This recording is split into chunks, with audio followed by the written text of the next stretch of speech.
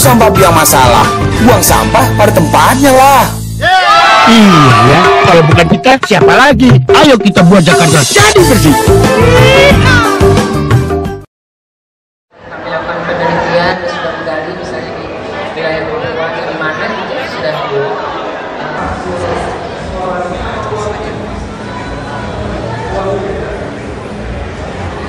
Selamat siang Bapak. Selamat siang Mbak Ahok. Sudah datang. Kalau gitu kita buru-buru ya. Oke, mungkin satu pertanyaan. Jabatan dibagi oleh negara. Oke. Next, nah ini sekarang soal total Indonesia. Ini adalah wilayah produksi gas kami yang mensuplai. Iya. Pegawai kami itu 3.700 dan hanya dari jumlah ini hanya 119 orang asing. Jadi selebihnya 3.500 sekian tuh lokal. Gitu. Jadi kalau orang bilang, oh ini perusahaan asing, enggak. Sebenarnya ini banyak dikelola komponen lokal sepenuhnya ya? oleh putra-putri Indonesia. Kalau blogger mau minta datanya bisa, Bu? Bisa. Bisa langsung ketemu Ibu nanti Bisa, ya? boleh. Oke, luar biasa. Dan sebetulnya persepsi-persepsi yang terbentuk memang salah satunya dari informasi media yang muncul ya. Dan dengan adanya keterbukaan dari pihak, katakanlah dari pihak Total, ini memberikan kesempatan juga pada para blogger yang memang ingin mengetahui persis seperti apa sih sebenarnya praktek migas oleh perusahaan-perusahaan asing yang selama ini konotasinya Harusnya dianggap merampas negatif tanpa batas gitu ya. Ya, dan sebetulnya nanti banyak sekali pembicaraan lainnya ya, tapi karena waktu tidak banyak juga sesi ini, mungkin dari saya akan saya sudahi dulu Ibu ya. Sebelum saya tutup, mungkin dari Ibu sendiri ada yang ingin disampaikan? Kalau pesan-pesannya gitu untuk para blogger? Untuk para blogger, saya memang sangat-sangat berharap bahwa setelah presentasi ini ada yang berdedikasi khusus membahas soal migas. Karena kami sangat butuh teman, kami butuh sahabat atau orang yang bisa dijadikan referensi selain kami ya. Karena kalau kami kan orang akan menunjuk bahwa ya ini saya rasa yang mendapat keuntungan bukan Total tapi masyarakat Indonesia supaya mendapat keterangan yang jelas dan benar. Jadi nggak gelap. Dan terima kasih banyak. Saya akan akhiri dulu bincang-bincang kita pada sesi ini dan mudah-mudahan kita bisa mendapatkan informasi tambahan seputar dunia migas. Sekian dari saya. Assalamualaikum warahmatullahi wabarakatuh. Selamat datang dulu kepada Bapak Ahok selaku Wakil Gubernur Jakarta yang sudah hadir bersama kita hari ini. Dan sekarang waktunya untuk kuis. Ibu Reda, mungkin Ibu Reda boleh di sini sebentar Ibu Reda untuk menjawab benar atau salah. Boleh memanggil moderator kita.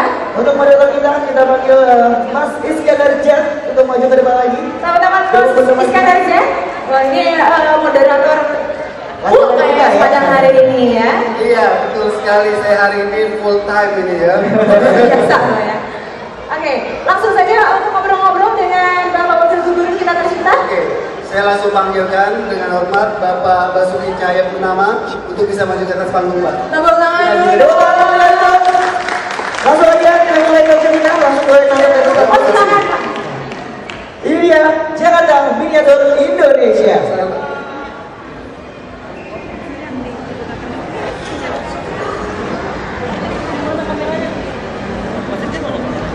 Foto siapa ngambil? Foto siapa ngambil? Hasan. Oh, Hasan. Baik teman-teman sekalian, kita berbahagia sekali pada kesempatan siang hari ini di hari terakhir Kompasianifa 2013. Pak Wakil Gubernur Basuki Cahayapurnama atau yang nanti kita panggil Pak Ahok aja langsung menyempatkan waktunya untuk bisa hadir. Saya yakin mungkin Pak Ahok juga pastinya selama menjabat sebagai orang nomor 2 di Jakarta mungkin nggak kenal libur kali Pak ya, nggak kenal satu ini untuk bisa hadir di sini. Apa kabar Pak Ahok? Baik.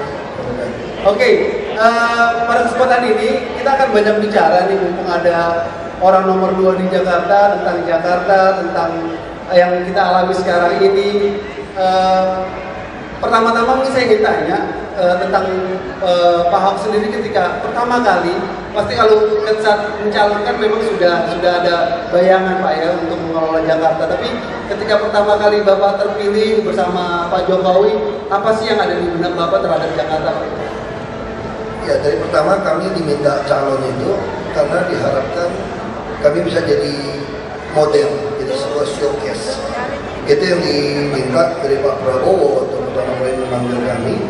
Karena ketika setelah pasca reformasi, kita kan terpecah-pecah, seperti lebih federal daripada negara federal sebetulnya. Masing-masing suku, dan lebih gawat lagi setelah reformasi, masyarakat tidak percaya ada pejabat yang jujur mau melayani. Itu satu modal yang paling dasar untuk sebuah negara maju. Nah, karena itu kami ditugaskan untuk merebut kursi DKI 1, DKI 2. Lalu kami bekerja untuk jadi sebuah showcase bahwa di Indonesia itu kita masih punya pejabat yang mau jujur dan melayani. Dan tentu saja ini juga memecahkan sebuah teori bahwa tidak mesti orang Jakarta pilih orang Jakarta.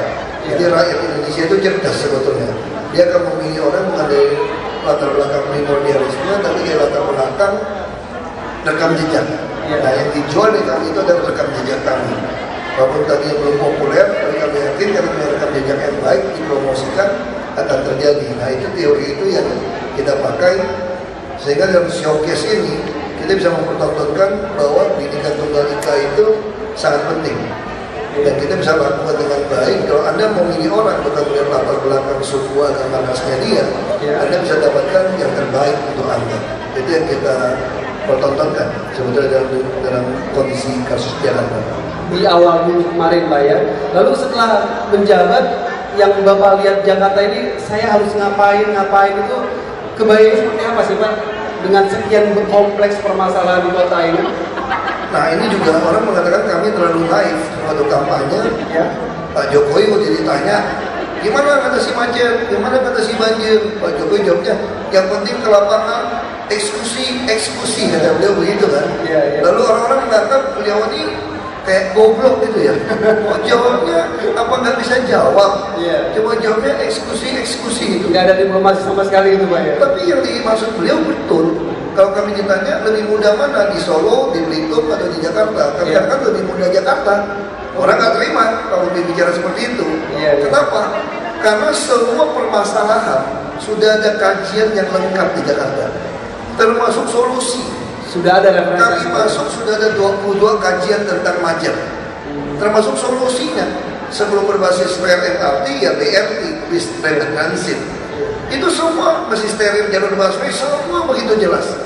Persoalannya adalah Anda berani tidak eksekusi. Karena setiap tindakan yang Anda ambil, ini akan menyenggol kepentingan oknum yang melarat sampai oknum konglomerat. Ya kan? Itu semua. Anda kalau jadi preman itu di Jakarta maju, mundur. 1 jam 3 jam dapat 100.000. Apakah itu jadi koordinator? Nah, ketika Anda menegakkan hukum, menjalankan semua kajian tadi, ini akan bersinggungan dengan semua orang kepentingan. Dari yang konglomerat termasuk yang punya mall bisa ribut sama Anda. Jadi Anda katakan nggak bisa bangun mall di sini. Ini udah terlalu besar, misalnya Bundaran HI. Gimana nggak macet?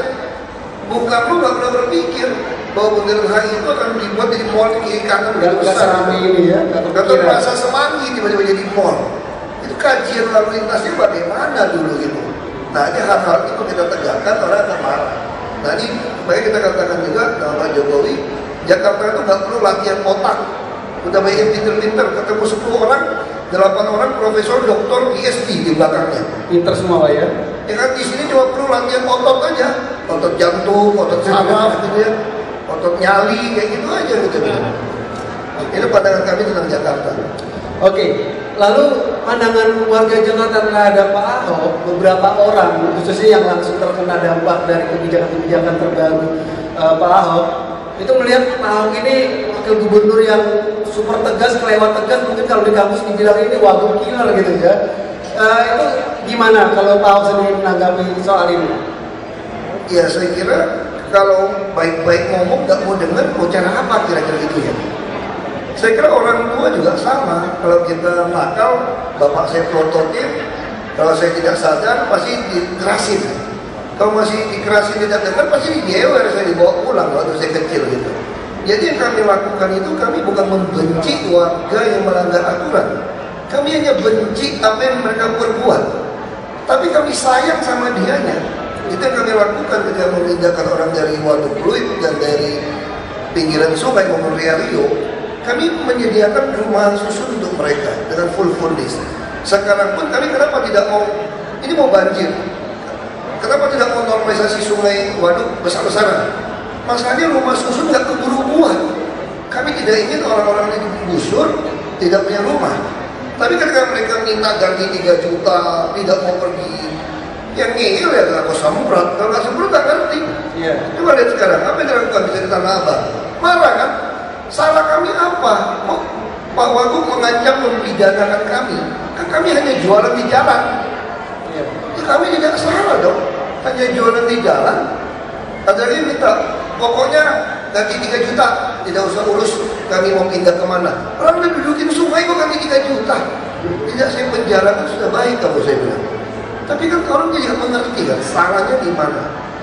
Jadi itu yang persoalan. Kebiasaan salah yang begitu lama dianggap pembenaran, tidak benar. Nah sama sekarang nanti nyebrang sembarangan kan, marah kalau ditangkap nanti. Karena sudah terlalu biasa. Yang lebih lucu, jalur busway, yang naik mobil yang pintar-pintar juga marah. Enak aja kami bayar pajak, kenapa jalur busway kami tidak boleh masuk? Jadi itu persoalan kita tiba-tiba kita tidak tahu mana benar mana salah. Sama seperti ini pedagang blok di Tanah Abang. Sepi ini Pak, sepi. Kalau sepi kami turun lagi di jalan ya. Astaga, emang saya masih tanggung jawab. Kalau gitu kita ramai-ramai jualan di bundaran HI. Nanti kalau diusir, mintanya toko di sini kan lumayan kan. Terus kalau sepi, kita ancam turun lagi ke bundaran HI dagangnya. Dari mana saya bilang? Nah orang itu dia ngomong baik-baik nggak ngerti. Ya sudahlah, saya bukan orang Jawa. Nggak sabar, semprot aja udah. Supaya lebih jelas gitu. Iya. Lalu kan tadi kalau Pak Ahok sendiri bilang Jakarta ini sudah banyak sekali kajian, banyak orang pintar. Sebetulnya selama ini mungkin kita nggak mau bicara yang dulu-dulu ya. Tapi saya coba membandingkan bagaimana perasaan Pak Jokowi dan saya ketika membuat keputusan. Misalnya begini, kita tahu Jakarta ini macetnya luar biasa. Dan kajiannya mengatakan harus membangun MRT. MRT ini sudah dikaji 28 tahun yang lalu. Makanya saya katakan ini ada kesalahan. Dulu kalau kita mau beli kamera atau TV atau kulkas, kemana belinya yang murah? Ke Gelotok kan? Jadi semua yang buat rumah di mana zaman dulu? Ke selatan, Bintaro, Cinere. Sehingga kita berpikir yang membutuhkan MRT adalah selatan ke utara lebih dulu. Tapi itu cerita 28 tahun yang lalu, Bok, saya bilang. Sekarang perumahan bergesernya ke barat dan ke timur. Kajian yang ada hanya ke selatan ke utara. Timur barat belum ada. Nah kalau kita bangun, fungsinya ada nggak? Blok M bus juga sudah oke. Ini juga harus dibangun. Ya harus dibangun, walaupun salah, yang penting mulai. Tapi timur barat juga boleh tunggu. Harus dikaji. Tapi di hutang kita bisa berdebat lagi. Itu pertama faktor. Faktor kedua, ini MRT ini setengah saja kita bangun itu butuh 6 tahun. Paling cepat 5 tahun, 6 tahun kira-kira. Terus kereta api sudah ada. Persimpangan pertemuan kereta api dan jalan itu yang utama 18. Yang tikus-tikus jalan alternatif itu ada 300 sampai 400. Kita bisa bayangkan kalau kereta api tiap 1 menit lewat, macetnya gimana? Ada yang tinggal di Kalibata nggak? Merasa nggak tuh kereta api yang lewat itu loh? Ngantri. Nah ini mesti dibangun jalan layak dan terowongan, underpass sama flyover. Itu pertama. Dan kedua, yang ketiga, kita bicara membangun jalan layak untuk busway. Kenapa busway 15 koridor tidak selesai, hanya selesai 12 koridor? Karena 3 koridor itu celentuk segala macam itu layak semua. Casablanca saja gara-gara pemborongnya kurang bermodal, telat. Orang dan marah-marah, mengeluh, kenapa berhenti? Saya pun jadi tertutup memberhentikan jalan layang. Siapa yang memberhentikan jalan layang? Dia aja habis modal. Kita yang kena lagi kan? Jadi kita bisa bayangkan, kalau kita menyelesaikan MRT, monorail, persimpangan kereta api, jalan koridor busway, macetnya ampun-ampunan nggak kira-kira? Ampun-ampunan. Dan sialnya ini baru selesai di atas 2018, 2019. Kami ini dipilih ulangnya 2017. Jadi kemungkinan kami ini tidak terpilih lagi 2017. Karena orang Jakarta kan tambah kiki kan, tiap hari tambah macet. Belum lagi ditambah tiap tahun 1,2 juta, 1,5 juta dengan low cost grid car tadi, lebih penuh lagi mobil di Jakarta. Ini kan membuat betul-betul macetnya gila-gilaan. Makanya kami putuskan sikat saja satu jalur busway harus steril. Anda kalau tidak mau macet pindah ke jalur busway untuk wisata, untuk ambulan. Tetapi juga masalah, ya jangan sekarang dong, busnya belum ada. Oh pemilu kan April 2014, tinggal 6 bulan. Ngapain buru-buru? Nanti gara-gara kita keras-kerasan bikin steril busway tambah macet. Udah ngurangin jalan masih tambah macet kan? Bisa kalah partai kita.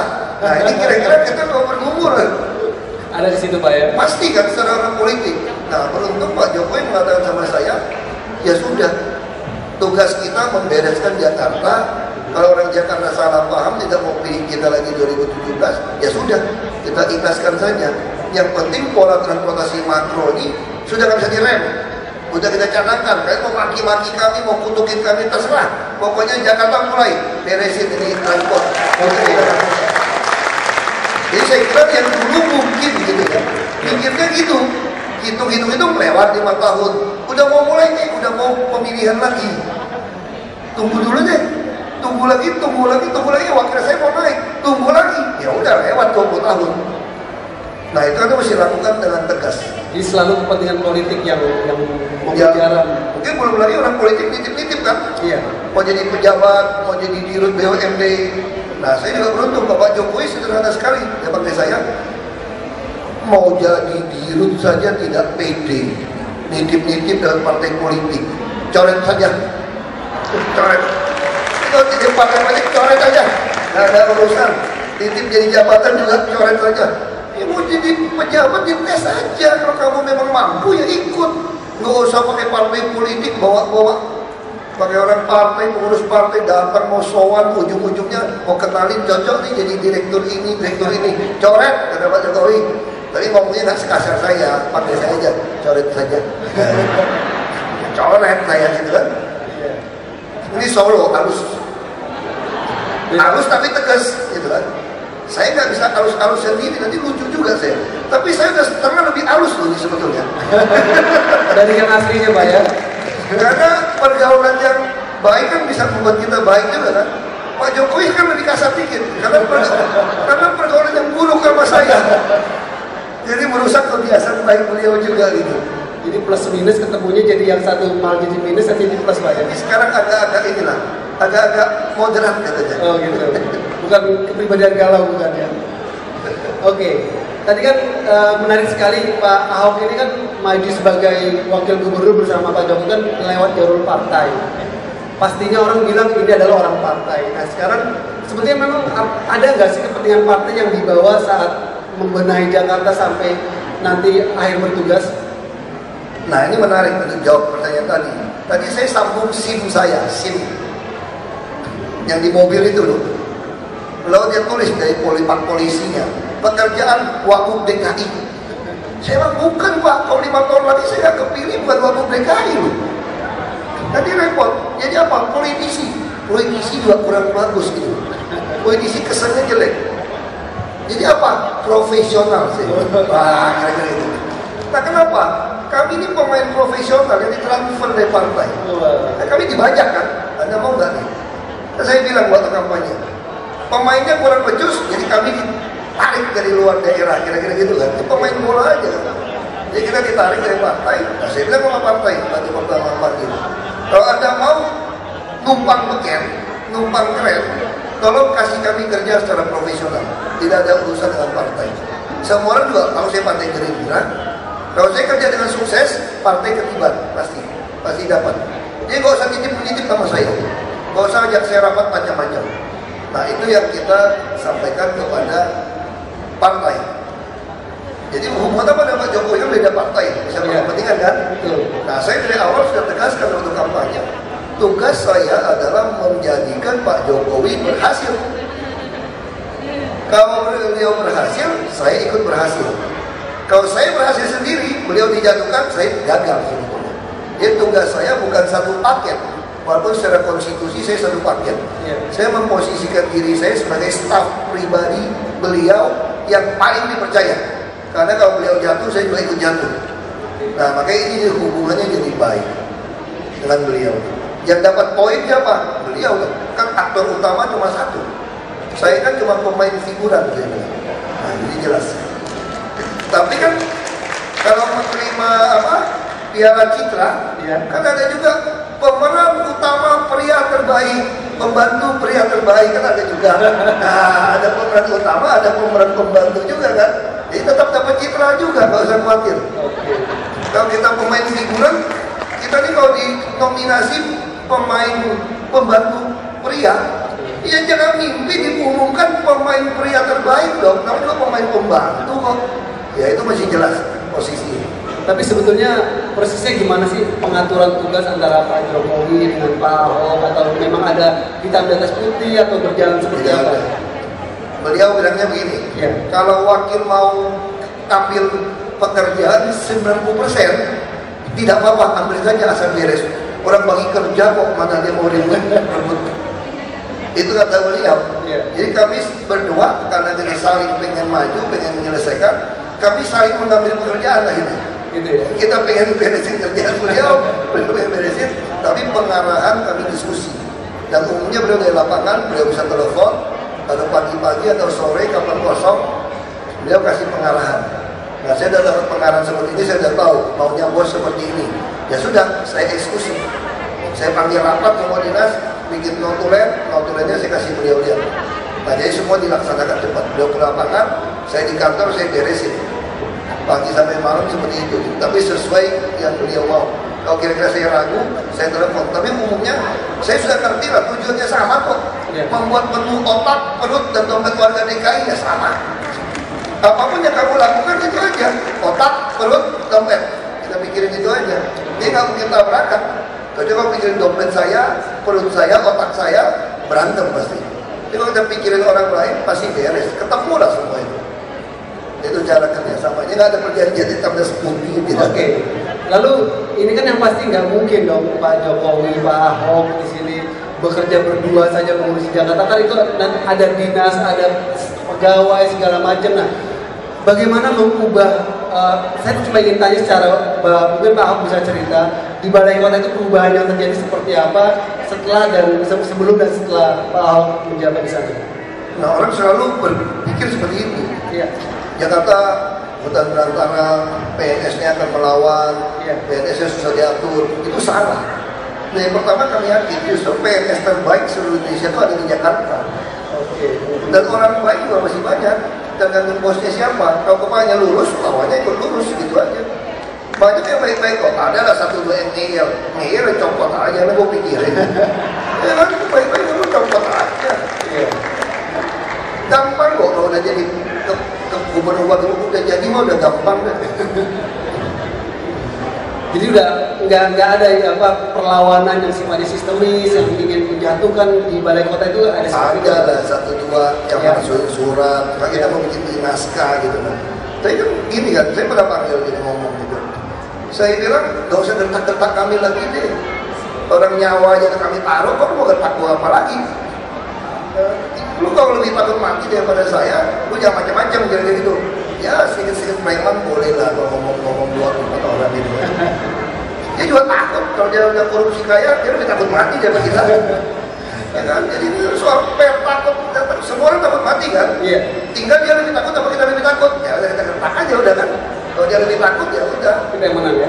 Kayak ngadu kambing gitu loh, kayak motor itu loh kan. Dan siapa lebih takut kan? Yang ngeles duluan itu nggak beli contoh sih. Kalau dengan anggota legislatif sendiri gimana Pak Ahok? Anggota legislatif juga baik-baik aja. Iya. Makan ketawa-ketawa aja. Baik nggak baiknya dia kalau ada maunya nggak mau putusin KPBD gitu kan. Ditahan. Ini kereta mau ditahan ya, Senin saya mau ketemu nih. Mau ketemu mau tanya, kira-kira mau lu apa sih kira-kira gitu ya. Kalau kamu macam-macam nggak mau ya nggak usah dibahas. Kita pakai aja APBD tahun lalu. Saya kira kalau yang normal, yang apa ya, yang waras-waras pasti dukung kok. Rakyat masa nggak mau dukung sih? Ya kan, yang agak kurang makan obat itu baru nggak mau dukung. Oke, bicara soal Jakarta lagi nih Pak Ahok. Jakarta kan wilayahnya ya segitu-segitu aja ya, nggak bakal bertambah, malah mungkin berkurang dengan pengurusan pesisir pantai. Sebetulnya idealnya Jakarta ini muatnya berapa sih? Seperti apa sih kapasitasnya? Nah itu juga bisa berdebat. Banyak kajian bisa berdebat. Ya. Ada yang mengatakan Jakarta untuk 10 juta pun tidak cukup. Tapi ada kajian mengatakan Jakarta ini bisa 30 juta pun oke. Asal ada transportasi massal, ada sistem total yang tidak ada ini zero waste management gitu. Hari ini Jakarta kena masalah karena tidak ada ducting, tidak ada pengolahan air limbah. Ya berantakan, tidak cukup untuk 30 juta orang tinggal. Nah, makanya kami mau ada reklamasi pulau, bangun Jakarta baru. Nah, uangnya itu kita harapkan bisa memperbaiki daratan yang rusak. Jakarta bisa 30 juta orang tinggal, makanya kita tidak mau ada kawasan kumuh. Seluruh Indonesia boleh tinggal Jakarta. Saya kasih KTP tidak apa-apa. Asal ada tinggalnya di apartemen, di rumah, di hotel, dan Jakarta semua boleh datang. Yang tidak boleh itu yang penghasilannya itu pas-pasan, kerja pas-pasan. Makanya semua pabrik kita mau dorong pindah ke Karawang aja, pindah mana-mana pindah aja. Terus pabrik-pabrik itu diubah saja, jadi komersial, mau jadi apartemen, mau jadi hotel, silakan saja. Tapi tentu ada transportasi masalahnya. Nah itu yang kita mau dorong. Jadi tidak boleh ada penghasilan kebutuhan hidup layak seorang lajang di DKI 2 juta. Gaji 2 juta, yang modal, punya istri, punya anak gimana? Ya udah tinggal di kampung sana, kita pindahkan. Nah itu yang kita mau lakukan. Oke. Kalau tadi kan Pak Ahok bicara soal transportasi, targetnya tuh yang realistis seperti apa sih Pak saat nanti di akhir masa jabatan Jokowi Ahok nanti? Target yang paling sederhana, semua orang harus taat hukum, peraturan. Jadi kalau Anda mau nyaman, di jalan, Anda harus tertib. Kalau mau tertib, ya di jalan hukum. Maka kita udah kerjasama dengan polisi, jaksa, pengadilan, denda 500.000 tadi. Ya jangan mengira kalau lewat terobos jalur busway atau lawan arus denda cuma 500.000. Tergantung. Kalau dicek kamu juga tidak punya SIM, 1 juta, jadi 1,5 juta dendanya. 500 tambah 1 juta, biar kapok kamu, baru tidak berani. Dan dendanya bagaimana? Jangan kasih lembaran merah, lembaran biru, supaya kamu langsung stop. Nah kita bertahap akan tegakkan ini dulu. Jadi Jakarta harus jadi nyaman, pedestriannya untuk trotoar harus bagus, dan tentu transportasi massal sebelum MRT, PRT harus beres, bus rapid transit. Termasuk ada bus tingkat untuk daerah sini supaya orang tidak banyak macet. Dari Blok M sampai sini ada bus tingkat gratis. Dari Kota Tua sampai Monas juga ada bus tingkat gratis sampai Pasar Baru. Termasuk dari sini ke Pasar Tanah Abang Blok G ada yang gratis. Nah yang Kuningan yang masalah Putar Kasablanka mentok bus tingkatnya. Nah itu lagi kita kaji. Tapi kalau jalur koridor 1 ini selain ada Transjakarta ada bus tingkat gratis. Jadi orang itu akan nyaman di Jakarta, akan merasa di tempat belanja yang enak, yang nyaman. Nah itu jembatan semua udah kita ukur, kalau Semanggi beres, yang Kasablanka yang masalah. Nah ini akan kita dorong. Terus ada pengolahan air limbahnya mulai beres. Sekarang baru 3%. Ya kita harapkan bisa mencapai hampir 100%, termasuk PAM. Semua orang Jakarta sudah dapat PDAM. Nah ini kita ingin lakukan. Jadi orang Jakarta itu kalau kurang beruntung, harapan kami setelah kami tinggal di tempat ini, kita bisa mencapai kira-kira di atas 100 triliun APBD-nya. Tahun depan sudah mencapai 67. Kami masuk waktu itu hanya 48. Terus waktu perubahan ke 51, kita memaksakan pajak online, penghematan-penghematan dengan e-procurement, e-katalog kita belanja seperti itu, e-naskah, e-budgeting, e-musrembang semua, supaya semua orang bisa lihat. Kita yakin juga bisa hemat banyak dan belanja langsung seperti ini. Lalu kami inginkan apa? Inginkan Jakarta itu jadi kota impian. Jadi orang yang jujur, yang mau kerja keras, yang kreatif, datang ke Jakarta. Dia bisa berhasil di Jakarta. Karena kita menyediakan semua, Anda sakit silakan asal mau masuk ke puskesmas kelas 3. Silakan ke puskesmas.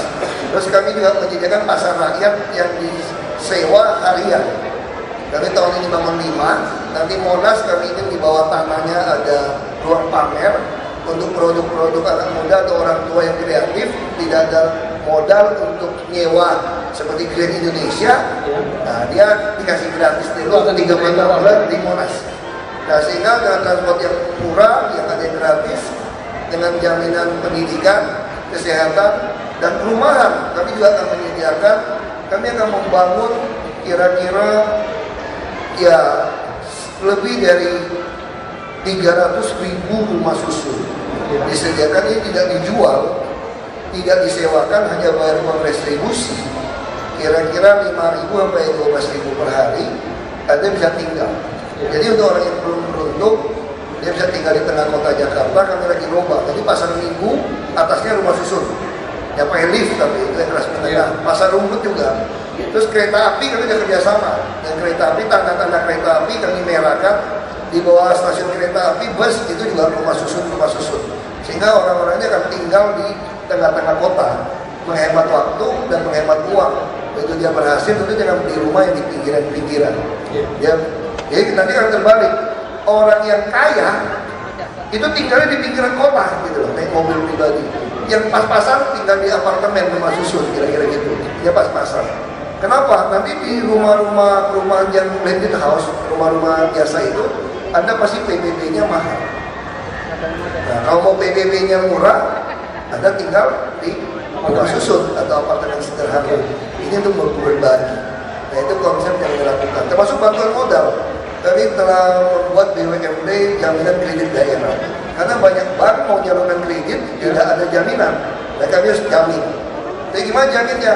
Tidak ada agunan. Kan Anda jualan di pasar kami. Kalau Anda tidak bayar, ya saya usir dari pasar saya. Bukan melanggar HAM, Anda yang ngeyel kan? Nah, kita bayangkan, kalau kita 1 triliun saja bantuan modal kerja 5 juta rupiah, kita bantu 200.000 orang. Kalau dia kembalikan dengan kerjasama Sistem Syariah, kami DKI Sistem Syariah, kita kerjasama dengan Mandiri juga, ini akan tahun depan 1 triliun akan membantu 600.000 pedagang. Apalagi kalau seluruh perbankan bantu 10 triliun, ini 6 juta lah. Orang bisa dapatkan modal kalau cuma 5 juta, itu tinggal kali saja.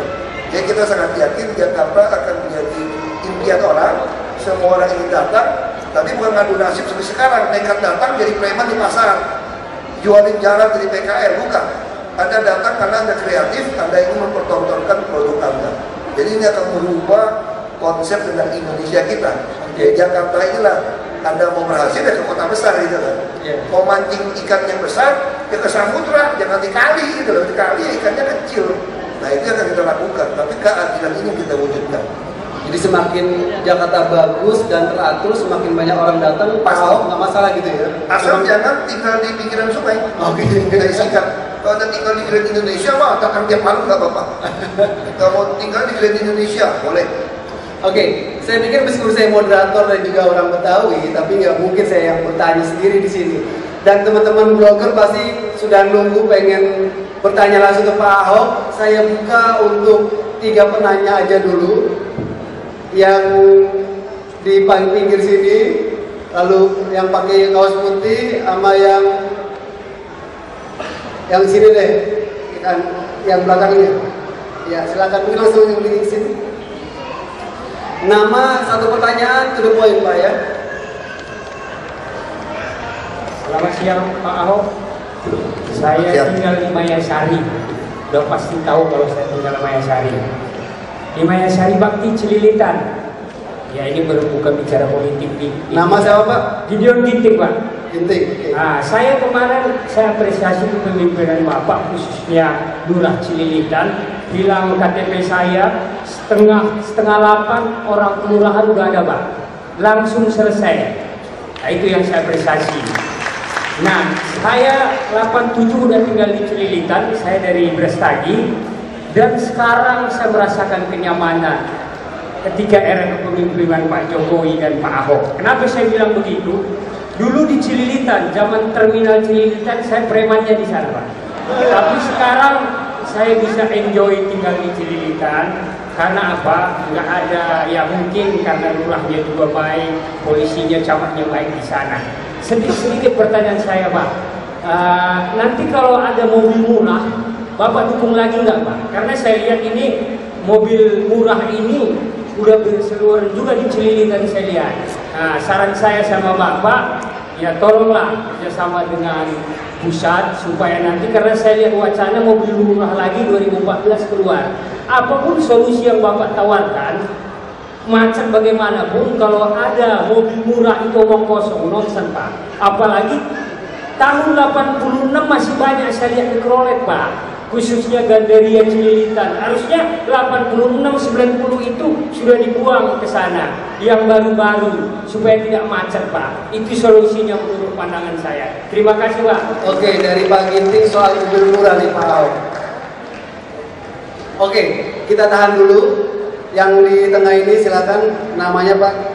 Terima kasih. Saya Nurul Terbit, saya juga profesional.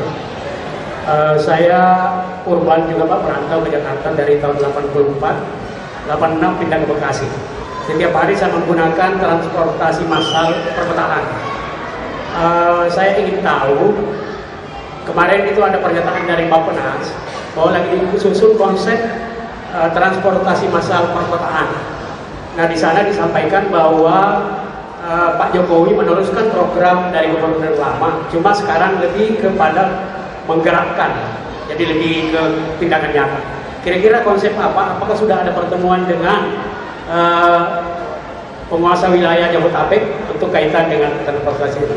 Yang kedua, Pak, kita tahu bahwa dalam sebulan terakhir ada lurah di Jakarta Timur yang terpaksa masuk di Hotel Pradeo karena menyelewengkan dana APBD DKI.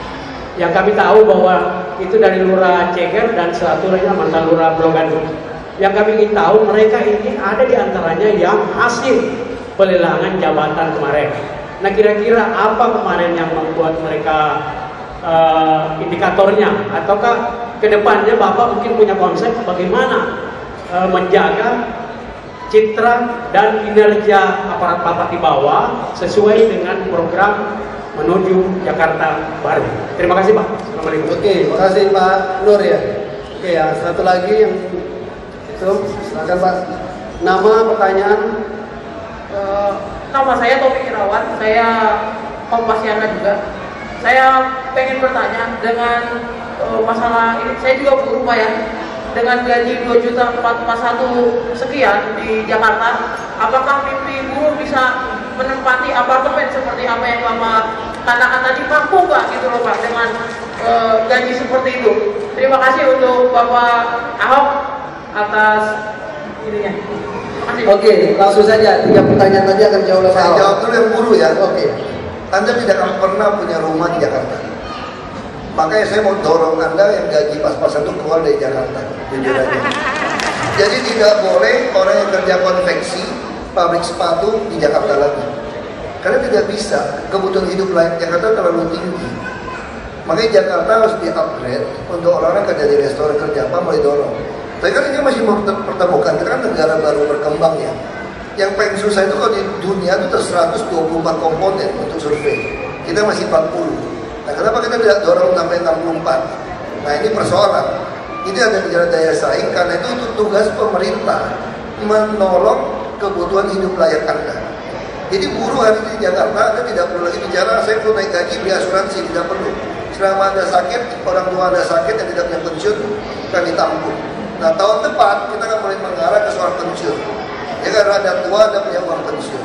Nah, kami lagi siapkan juga, kita lagi berpikir, kenapa tidak membangun party werda di luar kota, di Sukabumi atau di Lebak, yang naik kereta api 1 jam. Karena tanah di Jakarta terlalu mahal untuk menampung orang-orang tidak bekerja. Kalau kita katakanlah 200.000 orang makan gratis di Jakarta, sekali makan 5.000. Kalau 5.000 udah pakai ikan emas kalau di Sukabumi, nggak makan sehari. 15.000, 30.000, 1,08 triliun 1 tahun. Kalau APBD saya 100 triliun nggak ada artinya. Kalau 1.000 orang mau makan gratis, saya kasih makan. Tapi Anda nggak boleh tinggal di Jakarta, nanti Anda keluyuran ngemis. Anda harus tinggal di Sukabumi sana, atau di Lebak. Saya tampung. Jadi Anda kalau mau tinggal rumah, sewa.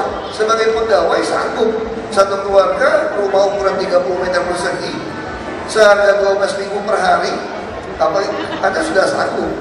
Bayar air hanya 5.500, bayar listrik baik katakan 200.000, Anda bisa. Kalau Anda tidak sanggup untuk bayar sekolah, kami kasih tabungan. KJP itu kalau masyarakat kita itu tabungan Monas dari Bank DKI. Kita akan kontrol Anda seperti itu. Jadi itu kita mohon maaf, Jakarta tidak diperuntukkan untuk orang yang gaji pas-pasan sebetulnya, untuk KHL. Nah ini mesti kita dorong. Tapi yang jadi masalah juga orang kerja di sini, restoran kan tidak ada tip, ada apa-apa. Transportnya yang mahal. Nah kami mau dorong transport ditekan. Ya kan begitu naik, seperti sekarang kalau Kopami kopanya bagus, dia perbaiki. Anda naik Kopami-kopanya pasti terdesak ke perumahan. Jadi untuk jawab pertanyaan tadi, Bapak tadi mengatakan mikrolet semua akan hilang. Pasti dia hilang. Karena Kopami-kopanya kecil-kecilnya akan main di perumahan. Begitu Anda bayar 6.000 pakai AC, turun di Transjakarta gratis, tidak bayar lagi. Kami tanggung untuk itu. Anda masuk ke jalur bus tingkat yang gratis sudah gratis. Ini untuk menekan KHL. Termasuk rumah-rumah susun yang akan dipakai lift, tinggal di tengah kota. Tapi kalau ada over sewa atau jual, selama ini kan bisa dijual, disewakan. Itu yang membuat rumah-rumah susun tidak pernah cukup. Kalau Anda lakukan sekarang, saya penjarakan Anda 6 tahun. Anda mau bilang saya kasar, mau apa terserah. Kalau nggak gitu Anda jual belikan ya kapan cukup rumah. Jadi mesti tegas seperti itu. Ya jadi itu jawaban saya. Tapi mengupgrade orang-orang itu, orang yang tinggal dekat situ, ada jaminan sosial seperti ini, dia bisa berubah nasib.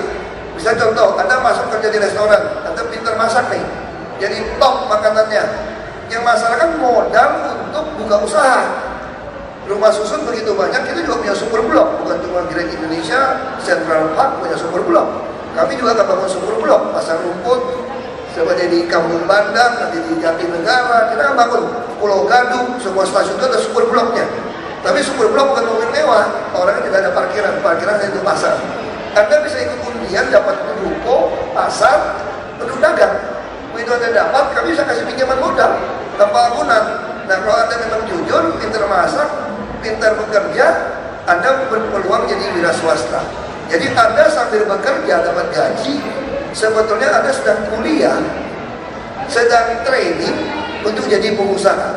Nah itu kita lakukan. Misalnya kemarin saya kerjasama dengan Alfamart. Saya tidak ingin orang Jakarta hanya jadi tukang kasir di Alfamart. Anda melatih mereka mengerti distribusi. Kita suruh dia masuk ke SMK. Karena begitu dia mengerti, kami ada ruko-ruko, kami ada toko-toko unit di bawah rumah susun. Ada undi Anda dapat, saya mentraining Anda menjadi pengusaha dengan jaringan bisnis yang ada. Kalau dia tidak mau titip sama Anda pun, saya akan masuk dengan BUMD saya. Kita lagi siapkan pusat logistik di Karawang supaya sembako tidak naik. Kita ingin buruh yang pas-pasan ini dari sisi perut, dompet, otaknya dia terkontrol. Itu fungsi pemerintah. Dengan terus menuntut uang untuk beli handphone, pulsa handphone, atau kredit Kawasaki Ninja, ya repot. Itu tentu repot. Karena daya saing akan tutup. Jadi kita masih mainkan keseimbangan ini. Nah, kenapa tahun lalu saya ngotot naikkan 45%? Saya bukan bela buruh, saya juga bukan bela pengusaha, saya hanya bela KHL, kebutuhan hidup layak. Kenapa? Pengusaha marah sama saya waktu saya memutuskan 45% kenaikan UMP di tahun kemarin. Kenapa? Karena selama ini kalian curang, saya bilang. Survei KHL dan UMP di bawah dari 2007. Jadi kekurangan 5 tahun inilah yang saya koreksi di 2013.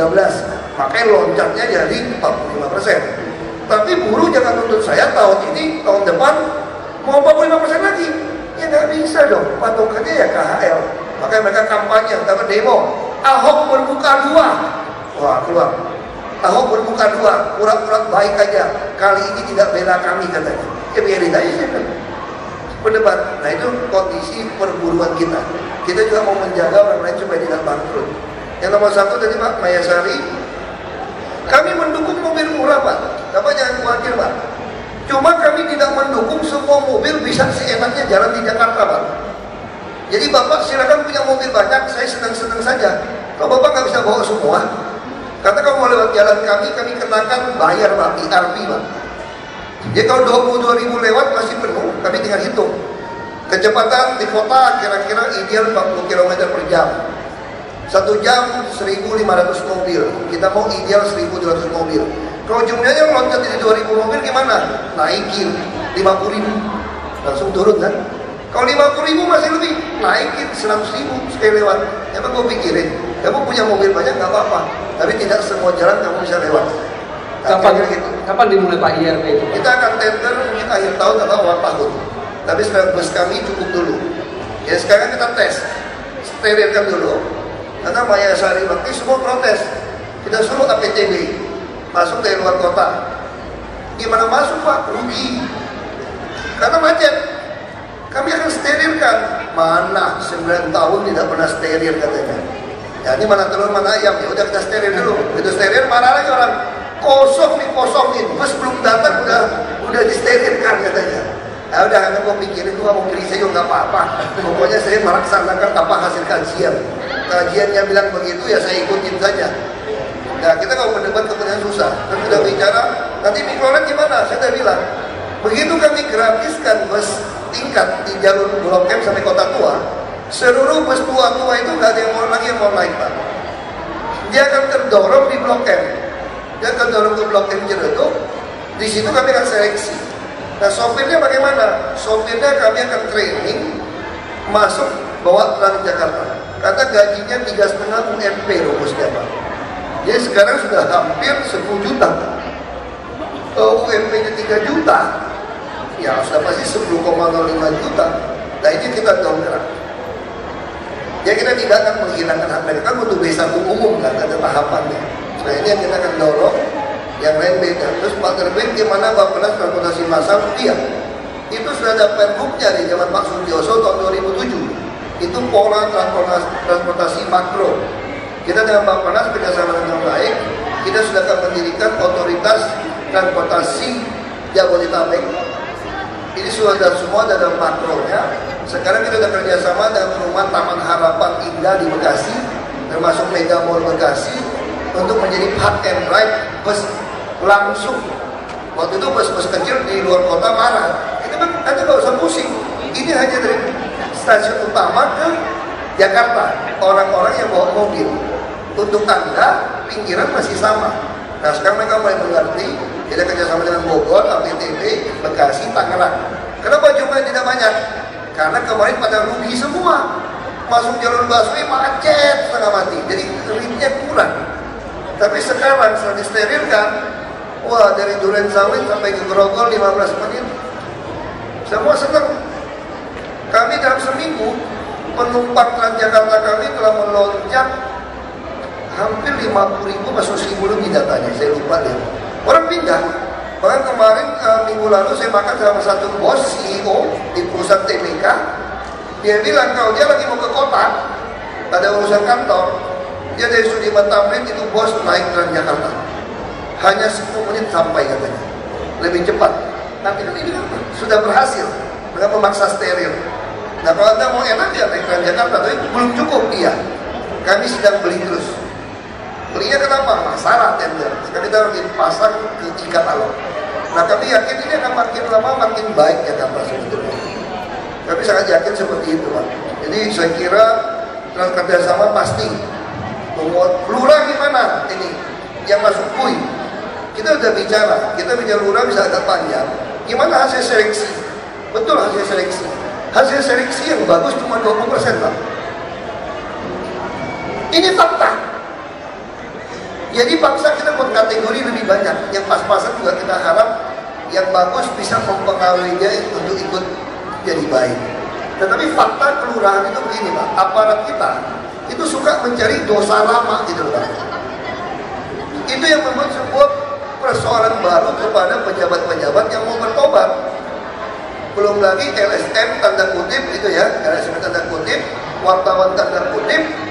Sekarang APBD dibuka sampai lembar ketiga. Jadi langsung ketahuan, dulu kok ada anggaran ini ya, kamu pakai kemana gitu. Nah itu jadi ajang pemberasan. Nah ajang pemberasan dia kan terus cari dana tutupin.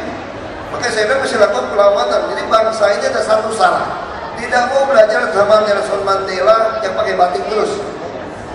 Jadi semua dosa lama ya sudah diampuni saja gitu kan. Jangan iri lah sama orang yang dulu, nasib dia gitu. Tapi ke depan ini tidak boleh lagi. Kalau dia terus dipres, yang non-budgetan gimana? Ada kegiatan kampung gimana? Kita anggarkan. Tapi untuk nyetor gimana? Kan tidak mungkin dianggarkan. Nyuri lagi, ya ditangkap melulu. Makanya saya bilang sama para aparat, tolonglah ada rekonsiliasi supaya orang-orang desa, kades, camat yang mau bertobat itu bisa selesai. Emangnya kalian juga bersih, kira-kira gitu kan?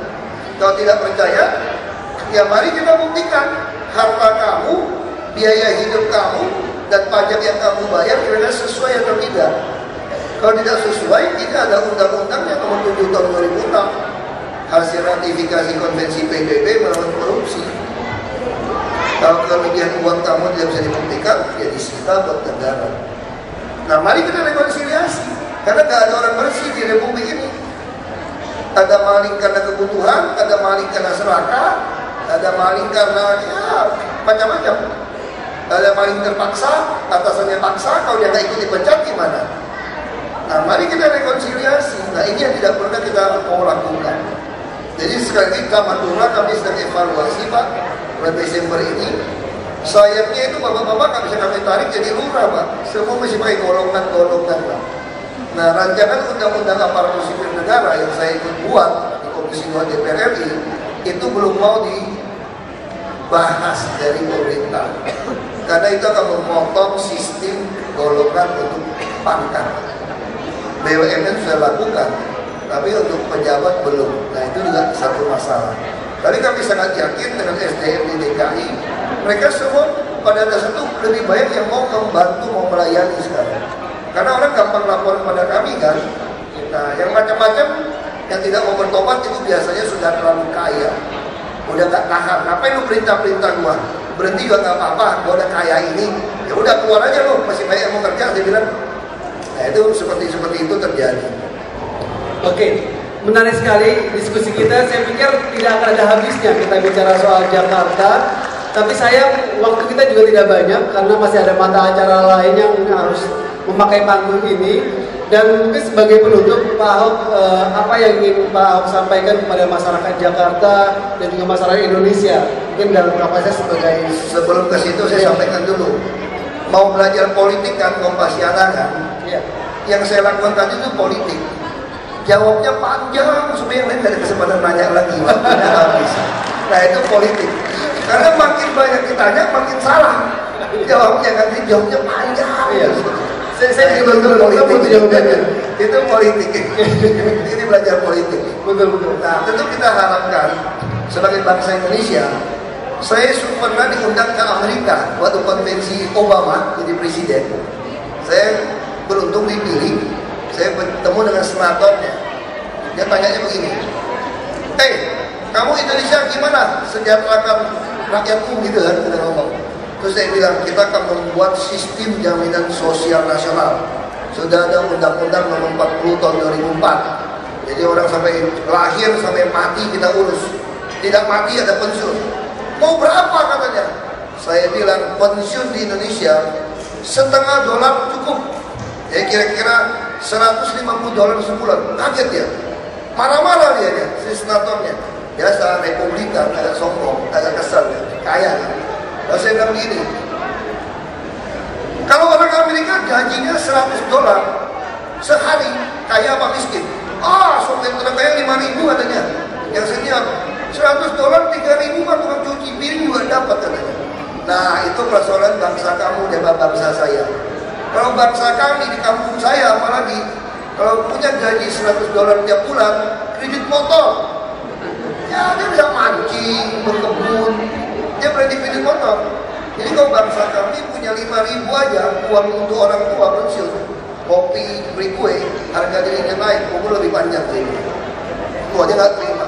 Bagaimana demokrasi? Baik, tenang dulu saya bilang. Jadi saya mau sampaikan. Saya mau tanya, kalau Amerika itu, kalau Obama itu Muslim, kira-kira kalian pilih dia nggak jadi presiden? Dia nggak bisa jawab. Kalau begitu, kamu mesti belajar demokrasi sama orang kampung saya, Belitung Timur. 93% Muslim, pilih Ahok turunan Cina dan Kristen jadi bupati. Jadi kita lebih pintar dari kamu. Wah, ini masuk ke ideologi. Ini saya perlu sampaikan.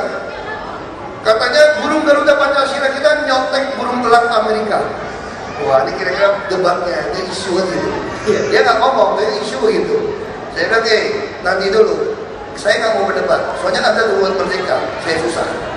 Bisa saja terinspirasi oleh burung elang Anda, kita ciptakan burung elang yang wayang. Bisa, saya nggak mau berdebat. Tetapi saya mau berdebat begini.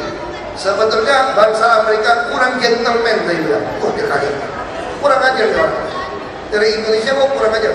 Coba saya bilang, lihat pita Ibnu Rumus Unum, pita Bhinneka Tunggal Ika, itu bahasa Latin.